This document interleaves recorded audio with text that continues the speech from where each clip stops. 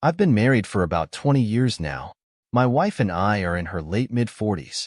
We both got married relatively early, at least compared to people around us. I'll tell you that her name is Maria because I think what happened is specific enough that she'll certainly know it's her, but no one else will.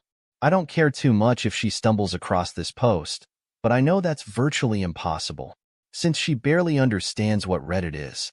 Plus, it can be hard to consistently use a fake name without slipping up at some point. Our marriage has been fine. It hasn't been sunshine and rainbows, but neither has it been doom and gloom. They all have ups and downs after all. And I think the major cause of issues between us has been finances since I earn a lot more than her now, but those arguments and fights aren't too common. Income-wise, we were pretty much level when we started off, but her career isn't the kind with the potential for much growth, and she took time off to take care of our 2 children while I held down the fort on the financial side of things. Now, there's a pretty huge gap between us when it comes to money. I work every day except for Sunday, so I'm not at home all the time, but I have to support my family.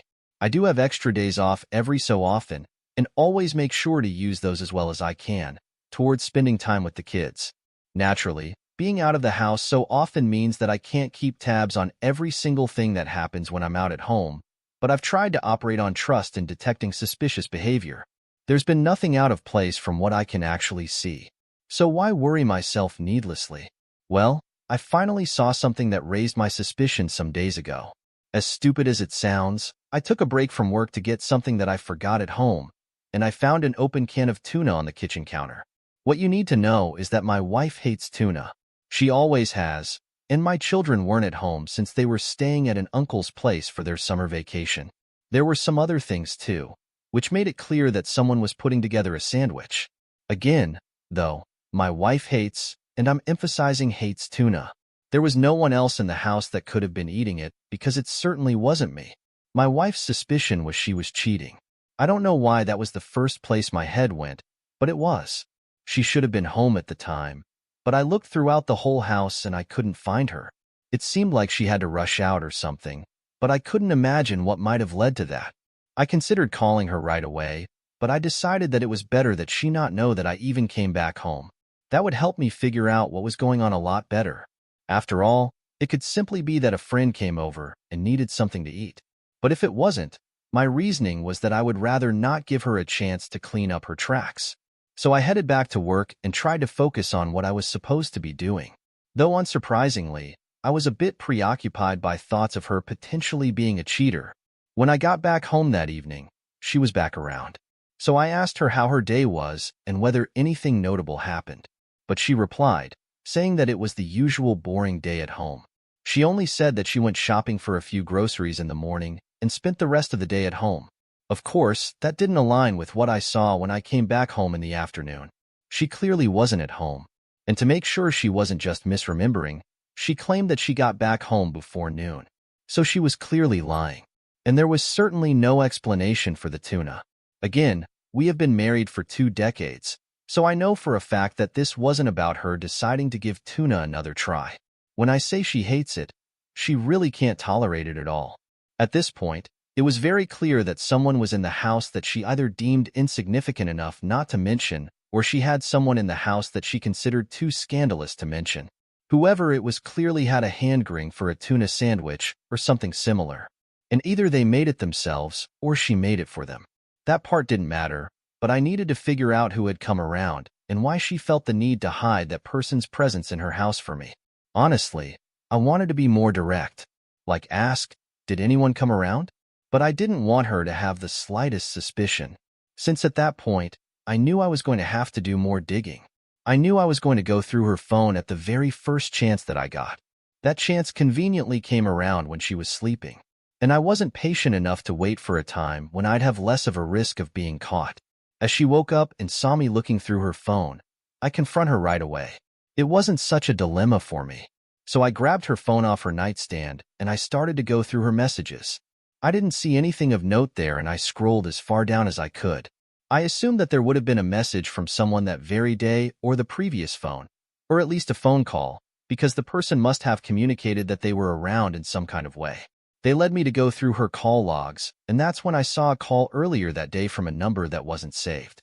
I took a picture of it because that was the only unsaved contact, and when I expanded that particular entry in the call log, I could see that her call with the person lasted over 2 minutes.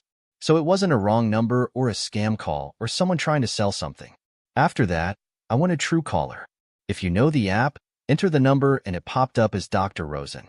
I knew that name. It was her doctor, but I did find it odd that the number wasn't saved for whatever reason.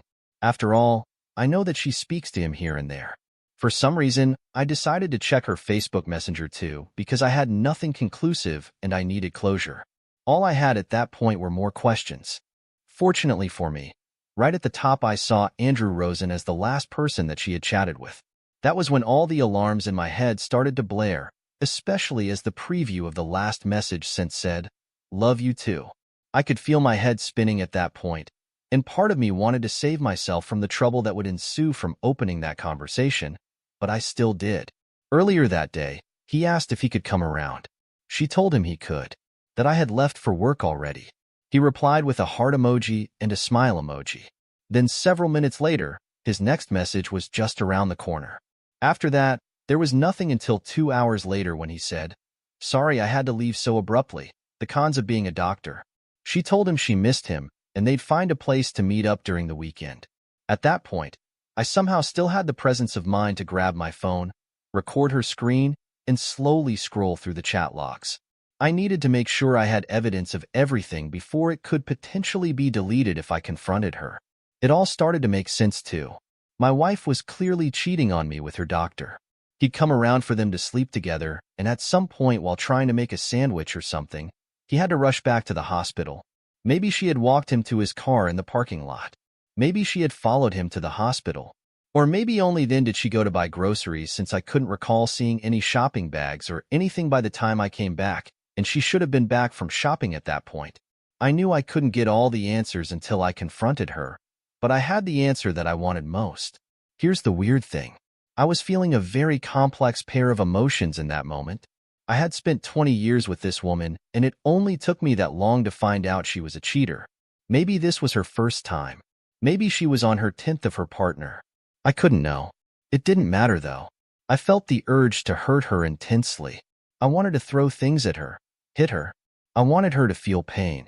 There was just too much rage bottled up in me, and I was looking at her as she was sleeping, trying to stop myself from doing something that I would certainly regret. But at the same time, I felt pure relief. I had already lost 20 years to a woman that I just found out I shouldn't have trusted, but I could have potentially 40 more years without her. And that is a blessing. I'm at the middle of my life, so there's still a lot more ahead of me. This was my chance to be free of her and her dishonesty. And for that much, I was grateful. I had to use the power of alcohol to calm myself down, and I fell asleep in the living room, which I think was for the best. I couldn't bear to sleep beside her, especially not in a bed that her affair partner and her had been in. However, before I finally lost myself in the haze, I made sure to search up private investigators. She was planning to meet up with Dr. Rosen during the weekend, and I needed to make sure I had the actual meeting documented, as well as whatever lies she was going to tell me to cover up where she was. I waited until the next day when I was at work to contact a PI. I told him a vague version of my situation, and we arranged a meeting afterward. I went to his office during my lunch break, and right there, I was very confident with what he convinced me he'd do. He said he'd figure out where she was going, and he'd get photographic evidence for me. I paid him an initial fee, gave him all the information that he requested for, and I was out of there. After that, I did my best to remain normal on the surface so that Maria wouldn't suspect that anything was going on. She didn't seem to, which was good for me, and finally the weekend came. The day before, she told me that one of her college friends from out of town was around, and she wanted to go spend the day with her. I acted zoned out while on the phone, opened the recorder app, and then apologized and asked her if she could repeat herself. She seemed miffed but did so. I asked her the friend's name, and she said Ashley. After that, I told her to have a great day, and off she went. Then, minutes later, the PI messaged me to tell me that he was on her tail, and I should sit back while he does his job. I didn't hear from him until much later that night. Before that point, I sent a message to my wife asking her how her day was actually going. It took her about 2 hours of message, and she said it was going good. That was more evidence for me. When the PI eventually messaged me, he told me that she was on way back home and he got several photos of her and another man. He said he'd get the digital copies to me whenever I wanted, but he would also print them. When I told him, I'd get everything from him at the start of the next week. But from the moment that Maria walked back into the house, I honestly didn't see her as the person I knew anymore. Maybe I was just figuring out who she really was, though. I was glad for the clarity, though. When Monday came around, I went to the PI's place and got the images from him.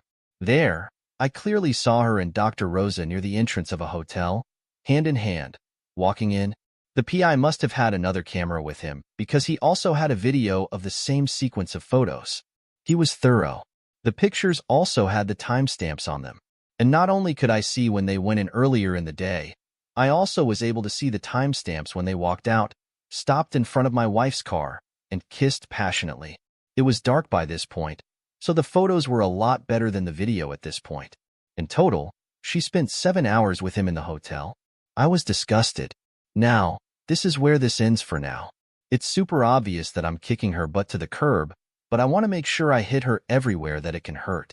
We have children, and she's busy doing this. At this point, I'm not even sure if they're mine, and the thought of that hurts even more than her cheating on me. There's a lot I'm going to have to do, and I would love some advice on putting my plan together. Everyone involved needs to hurt. I know Dr. Rosa. I've shaken this man's hand before. I need the best you all can provide me in terms of ideas. I'm patient. Update 1.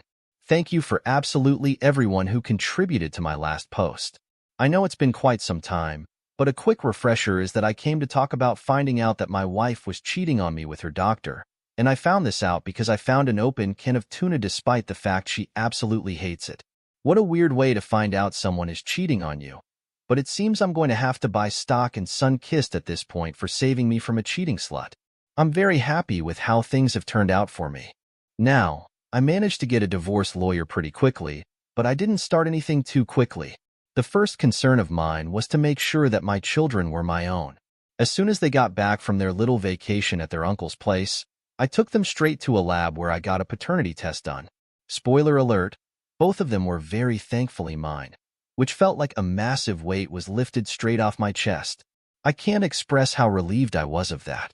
Once I had that confirmed, I went to the divorce lawyer and submitted all the evidence that I had managed together. In his opinion, the infidelity was very easy to prove, and it was also very easy to see that she planned in advance to be able to cheat with reckless abandon. She covered up her lies as well as she could, but I was fortunate enough to be able to get the hint that I got. The lawyer was also very amused at the role that Tuna played in the whole thing. The first thing that I needed to do was to serve her with papers, and I wanted to do it in a way that would hurt her and humiliate her. Looking back, I can barely recognize myself, but I chose to do it her family's Thanksgiving dinner. Some people love family drama during Thanksgiving, so I decided to give the people a show. We were all sitting at the table when someone knocked out the door to her family's house. I volunteered to open it all day long because I knew who I was expecting. Finally, I opened the door, saw an unfamiliar face, and he asked if Maria was around. I welcomed him in, and when he walked towards the table, he asked for Maria. She indicated herself, and he handed her an envelope with the classic, "You've been served," before currently walking out. The whole place went silent, and yet I decided to stay behind and bask in what I had just done. She opened the envelope, looked at the papers in it, and just stared at me. She clearly couldn't understand what was going on, since she had no idea I knew what I knew. I had no reaction to my face, and I continued to eat the food on the plate in front of me. I think just from the look she gave me, everyone could tell she had been served with divorce papers. I managed to croak out a "why" right there in front of everyone, and they seemed to be waiting for my answer, so I laid it all out. I didn't hold back any details. Besides what had activated my suspicions, since I wanted her to simply realize she could not hide things from me, not that she was just sloppy at covering her tracks. She didn't say anything in response. She couldn't even defend herself, and I think there was the point that everyone knew I was telling the truth. It was her family and a few in-laws of theirs, including myself, but everyone was speechless. I asked someone to cut me a piece of turkey, but no one said anything or did anything. I had savored enough of the chaos and the whole thing was getting awkward at that point, so I said a thank you for the meal and got up to go. But before I was out the door, I told her not to come home, that she didn't have a place there anymore. I was able to catch her start crying before I left, and don't worry, this all happened late into the dinner, so the kids had already left to play video games. I do acknowledge that I was a bit reckless here because I had no idea whether the kids might have been around at the time the papers were to be served, but I likely would have asked them to go upstairs if they had been.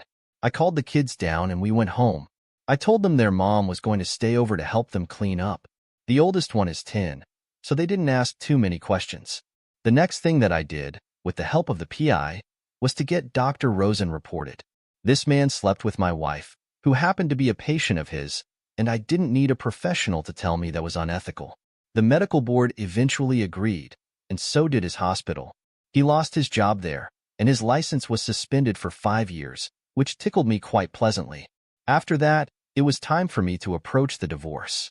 I knew that things were going to get messy, but I went in hoping that I'd get as much as I possibly could in my favor. As they tend to, the divorce process went on for quite some time, but at the very end of the day, I think I got as good a hand as I could be dealt. I made sure to present absolutely all evidence that I had regarding the situation and her infidelity, and I think a really good case was made in my favor. She didn't even deny her infidelity in court, though her lawyer tried to take the absent husband approach to make it seem like she didn't have much of a choice to try and feel loved. I felt that was stupid, and it didn't seem to work for her. In the end, I got to keep the house, my car, and I have custody of my children most of the time. Roughly 70 to 30 custody agreement. Fortunately, since I have the burden of custody most of the time, the judge was lenient, and I don't need to pay child support as my wife's earnings are significant to take care of them while they're in her custody. However, the pretty big gap in how much we earn means that I do have to pay alimony, but before I consider to be a relatively short term. This was a lot better than what I had hoped for. I work a lot, and I know women get favored when it comes to custody, so I felt like I could have gotten the short end of the stick and ended up paying both child support and alimony. Fortunately, I only got one of those, and for far from a long time. Plus, the house is still in my hands, and rightfully so. Honestly, I hate how 20 years had to go down the drain, but it brought me, my 2 beautiful children, and a life lesson, so I can't hate on it too much. I had the luck to find out that my wife was cheating on me, but I trusted my gut when I saw something out of place. The only moral I can serve to gentlemen reading this is to always keep an eye out for out-of-place things, and never be afraid to be suspicious.